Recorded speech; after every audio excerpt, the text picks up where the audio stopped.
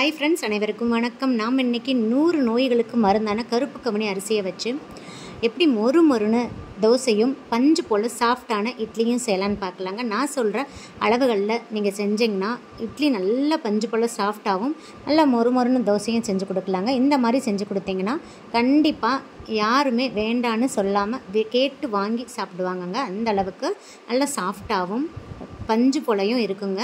நீங்களே பார்த்தீங்கன்னா தெரியும், இந்த வீடியோவில் பாருங்கள் எந்த அளவுக்கு நல்லா சாஃப்டாக இருக்குன்னு. ஸோ எல்லாருமே சாப்பிட்ற மாதிரி தாங்க இந்த இட்லியும் தோசையும் இருக்கும்.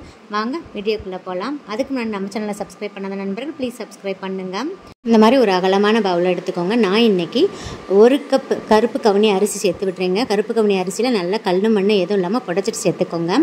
இதோட அளவு பார்த்திங்கன்னா 200 கிராம் இருக்கும். நீங்கள் கிளாஸு, ஆளாக்கு, கப்பு எதில் வேணால் அளந்து எடுத்துக்கலாங்க. நெக்ஸ்ட்டு அதே கப்பில் நல்லா பொங்க குண்டான இட்லி அரிசி சேர்த்து விடுறீங்க. நீங்கள் இதுக்கு பதில் ரேசன் புழுங்கல் அரிசி கூட சேர்த்துக்கலாங்க.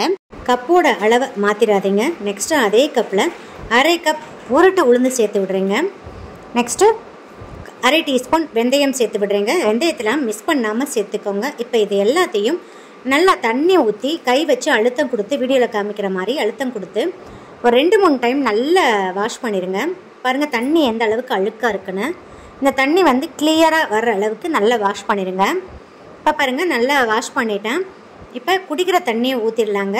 நல்லா இந்த அரிசியெல்லாம் மூழ்கிற அளவுக்கு நல்லா குடிக்கிற தண்ணியை ஊற்றிடுங்க. நெக்ஸ்ட்டு இதே மாதிரி ஒரு பவுல் எடுத்துருங்க.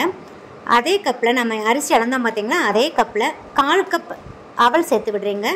நான் இன்றைக்கி கெட்டியான ஒயிட் அவல் சேர்த்துருக்கேன். நீங்கள் இதுக்கு பதில் சிவப்பு அவல் கூட சேர்த்துக்கலாங்க, இன்னும் ஹெல்த்தியாக இருக்கும். இந்த அவலை வந்து இது கூடயே சேர்த்து ஊற வைக்கக்கூடாதுங்க. அரிசி அரைக்கிறதுக்கு 1 மணி நேரத்துக்கு முன்னாடி ஊற வச்சா போதுங்க. அவலை நல்லா வாஷ் பண்ணிவிட்டு தண்ணி ஊற்றி ஊற வச்சுக்கலாம். இப்போ வந்து இந்த அரிசி மட்டும் ஊறட்டுங்க.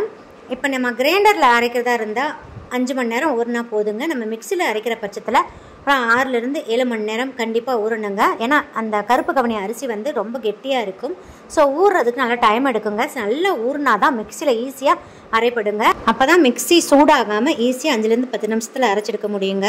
பாருங்கள் நல்லா ஊறிடுச்சு. தண்ணியெல்லாம் நான் வடிச்சிட்டேன். அவளும் பாருங்கள் நல்லா மசிற அளவுக்கு ஊறிடணுங்க. அதில் வந்து நல்லா தண்ணி ஊற்றி வாஷ் பண்ணிவிட்டு 1 மணி நேரம் ஊற வச்சு எடுத்துக்கோங்க. இப்போ மிக்சி ஜார் எடுத்துக்கோங்க. ஃபஸ்ட்டு அவலை வந்து தண்ணியெல்லாம் புழிஞ்சிட்டு அதில் சேர்த்துடலாங்க. நான் 2 பேட்சாக அரைக்க போகிறேங்க. இப்போ நாம் கொஞ்சமாக அந்த கருப்பு கவுனி அரிசி இதில் சேர்த்து விட்டுடலாங்க. சேர்த்துட்டு 1/2 கிளாஸ் தண்ணி சேர்த்துடலாங்க. சேர்த்துட்டு நல்லா அரைச்சிட்டு வந்துடுங்க. ரொம்ப ஃபைனாக அரைக்கக்கூடாதுங்க. சன்னமான ரவை பதத்துக்கு அரைச்சிக்கலாங்க. பாருங்கள் நான் அரைச்சிட்டேன். இதை ஒரு பவுலில் சேர்த்துடலாம்.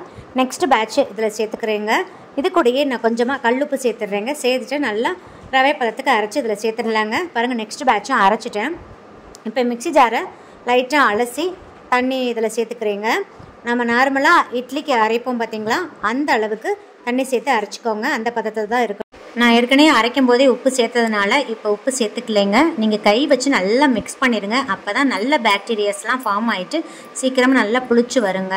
இப்போ மூடி போட்டு க்ளோஸ் பண்ணிடலாம். இது நல்லா புளிக்கட்டும். பாருங்கள் 8 ஹவர்ஸ் ஆயிடுச்சு. நல்லா பக்குவமாக பதமாக புளிச்சிருச்சுங்க. இப்போ வந்து வெயில் சீசன்றதுனால சீக்கிரமே நல்லா புளிச்சு வந்துருச்சுங்க. இதே வந்து வின்டர் சீசனாக இருந்தால் புளிக்கிற டைம் வந்து கொஞ்சம் அதிகமாகுங்க. ஸோ நல்லா புளிச்சதுக்கப்புறம் தான் நீங்கள் இட்லி தோசை வார்க்கணும். அப்போ தான் நல்லா புசுன்னு வரும். இப்போ பாருங்கள் இட்லி வார்த்துடலாம். இப்போ தட்டில் வந்து நல்லா ஆயில் தடவி வச்சுட்டேங்க. நீங்கள் இட்லி துணி யூஸ் பண்ணுறதா இருந்தால் இட்லி துணியை நல்லா நினச்சிட்டு அதுக்கப்புறம் ஊற்றிக்கோங்க. இப்போ ஒரு கரண்டி மாவு எடுத்து ஊற்றுனீங்கன்னா ஒரு குழியில் ஊற்றுங்க. எகெயின் ஒரு கரண்டி எடுத்து அதே குழியில் ஊற்றாதீங்க, இட்லி ஹார்டாயிரும். இப்போ பாருங்கள் இட்லி பத்தது தண்ணி இந்த அளவுக்கு கொதிச்சதுக்கப்புறம் தான் நீங்கள் இட்லி தட்டை உள்ளே வைக்கணும். இட்லி தட்டை உள்ளே வச்சு க்ளோஸ் பண்ணிடுங்க. மிதமான தீயில் வச்சுட்டு ஒரு 15 நிமிஷம் அப்படியே விட்டுருங்க. ஏன்னா கொஞ்சம் வேகிறதுக்கு டைம் எடுக்கும். இப்போ 15 நிமிஷம் ஆயிடுச்சு. நான் ஓப்பன் பண்ணிட்டேன். இப்போ வெந்துருச்சான்னு இந்த மாதிரி ஒரு ஸ்டிக் யூஸ் பண்ணி பாருங்கள். அதில் குத்தி பார்த்தீங்கன்னா அதில் கொஞ்சம் கூட ஒட்டாமல் வரணுங்க. இப்போ வெந்துருச்சு. இப்போ நம்ம எடுத்துடலாம். உடனே எடுக்காதீங்க, தட்டிலேருந்து ஒட்டிக்கும் வராது. அதனால் ஒரு 2 நிமிஷம் வந்து ஆற வச்சுட்டு அதுக்கப்புறம் எடுங்க. அப்போ ஈஸியாக எடுக்க வருங்க. பாருங்கள் சூப்பராக நம்மளோட கருப்பு கவுனி இட்லி ரெடி ஆகிடுச்சு. இப்போ தோசை வார்த்துடலாம். தவா வச்சுக்கோங்க. நல்லா ஹீட் பண்ணிவிட்டு ஃப்ளேமை வந்து சிம் பண்ணிடுங்க. சிம் பண்ணிவிட்டு நல்லா அப்படியே மெல்லிஸாக நல்லா வார்த்து விடுங்க. ஈஸியாக நல்லா வார்க்க வருங்க. சிம் பண்ணிவிட்டு நல்லா அப்படியே வார்த்து விடுங்க. இப்போ வந்து ஆயில் தேவைன்னா யூஸ் பண்ணிக்கோங்க. குழந்தைங்களுக்கு கொடுக்குறதா இருந்தால் கொஞ்சம் நெய் ஆட் பண்ணிக்கோங்க. டயட்டில் இருக்கிறவங்க ஆயில் அவாய்ட் பண்ணிடுங்க. இப்போ மூடி போட்டு க்ளோஸ் பண்ணிவிட்டு ஒரு 3 நிமிஷத்துக்கு அப்படியே விட்டுருங்க. ஃப்ளேம் வந்து மீடியமில் வச்சுக்கோங்க. இப்போ 3 நிமிஷம் ஆயிடுச்சு. நான் ஓப்பன் பண்ணிவிட்டு நல்லா அந்த பக்கம் நல்லா மொறுன்னு சிவந்து வந்துருச்சுங்க. இப்போ திருப்பி போட்டுடலாம். திருப்பி போட்டு ஒரு 2 செகண்ட் அப்படியே விட்டுருங்க. இப்போ ஃபைனலாக நம்மளோட மொறு மொறுன்னு கருப்பு கவுனி தோசை சூப்பராக அட்டகாசமாக ரெடி ஆயிடுச்சுங்க. இப்போ நெக்ஸ்ட் டைம் தோசை வார்க்கும்போது இப்போ நான் சொல்கிற டிப்ஸை ஃபாலோ பண்ணுங்கள். இந்த மாதிரி தண்ணியை தெளிச்சிடுங்க. தெளிக்கவும் அந்த ஹீட் வந்து ரெடியூஸ் ஆயிருங்க. அப்புறம் காட்டன் கிளாத்தை வந்து தொடச்சிட்டு இந்த மாதிரி தோசை வார்த்து விடுங்க. அப்போ தான் ஒவ்வொரு டைமும் நல்லா மெல்லிஸாக நல்லா மொறு மொறுன்னு தோசை வார்த்து எடுக்க முடியுங்க. பாருங்கள் எந்த அளவுக்கு நல்லா கிறிஸ்பியாக இருக்குன்னு. ஒவ்வொரு டைமும் இதே சேம் ப்ராசஸை ஃபாலோ பண்ணி செய்யுங்க. அப்போ தான் ஈஸியாக நமக்கு தோசை வார்த்து எடுக்க முடியுங்க.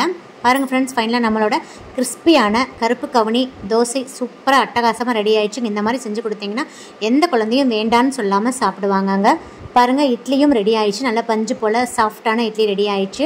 நான் இதுக்கு தொட்டுக்க வெங்காய சட்னி செஞ்சுருக்கேங்க. இதில் சாம்பார், தேங்காய் சட்னி, அப்புறம் நான்வெஜ் குழம்பு, வெஜ்ஜு குழம்பு எல்லாத்துக்குமே இந்த கருப்பு கவுனி தோசையும் இட்லியும் அட்டகாசமாக இருக்குங்க. டயட்டில் இருக்கிறவங்களாம் ஆயில் எதுவும் சேர்த்துக்காமல் இந்த இட்லி தோசை எடுத்துக்கோங்க. ரொம்ப ரொம்ப ஹெல்த்தியானதுங்க. உடல் இருக்கிற கொழுப்பெல்லாம் நல்லா கரைச்சி வெளியேற்றிடுங்க. அதுவும் இல்லாமல் நல்ல ஆரோக்கியத்தை கொடுக்குங்க. ஸோ கண்டிப்பாக உங்களோட டயட்டில் இந்த கருப்பு கவுனி அரிசி சேர்த்துக்கோங்க. பாருங்கள் எந்த அளவுக்கு நல்லா சாஃப்டாக பஞ்சு போல் இருக்குன்னு. ஸோ நான் சொன்ன அளவுகளை மாற்றாமல் நீங்களும் செஞ்சு பாருங்கள். இந்த வீடியோ பிடிச்சிருந்தா லைக், ஷேர், கமெண்ட் பண்ணுங்கள். மறக்காமல் சப்ஸ்கிரைப் பண்ணுங்கள். உங்கள் ஃப்ரெண்ட்ஸ் அண்ட் ரிலேட்டிவ்ஸ் கூட நிறைய ஷேர் பண்ணிக்கோங்க. சுவை அறிந்துட்டு சுவைத்து பாருங்கள். நன்றி, வணக்கம்.